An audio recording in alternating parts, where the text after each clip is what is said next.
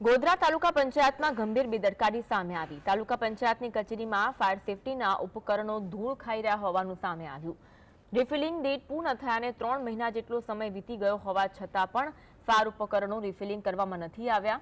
ગોધરા તાલુકા પંચાયતમાં મોટી સંખ્યામાં લોકો પંચાયતના કામકાજ અર્થે અવરજવર કરતા હોય છે, ત્યારે ગોધરા તાલુકા પંચાયતની કચેરીમાં જ ફાયર સેફટીના સાધનોને લઈને અધિકારીઓ પર સવાલ ઉઠી રહ્યા છે।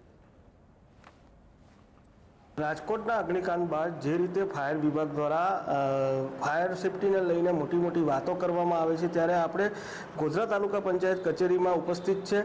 હું તમને સીધા દ્રશ્ય બતાવીશ। ગોધરા તાલુકા પંચાયતમાં ફાયર સેફટીના સાધનો તો છે, પરંતુ જે બોટલો છે તે એક્સપાયરી ડેટવાળી છે। 3 મહિના સમય વીતી ગયા હોવા છતાંય તેને રિફિલિંગ કરવામાં નથી આવી, એટલે ઘણી મોટી બેદરકારી કહી શકાય કે રાજકોટમાં જે રીતે ઘટના બની છે તે જોતાં પણ જે તંત્રના અધિકારીઓ છે તેઓ સજાગ નથી અને સીધી રીતે તેમની બેદરકારી સામે આવી છે। જ્યારે તાલુકા પંચાયતની અંદર ગ્રામ્ય વિસ્તારમાંથી મોટી સંખ્યામાં લોકો પોતાના કામકાજ અર્થે અવરજવર કરતા હોય છે, ત્યારે જો કોઈ આગ લાગે ને એવી કોઈ ઘટના બને ત્યારે મુસીબતમાં મુકાવાનું થાય, કારણ કે જે બોટલો છે તે એક્સપાયરી ડેટવાળી છે અને તે નકામી સાબિત થાય। ત્યારે તાલુકા પંચાયતમાં નાખવામાં આવેલી જે ફાયર સેફટીની બોટલો છે તે રિફિલિંગ કરવામાં આવે તે જરૂરી બન્યું છે। રવિ શાહ, GS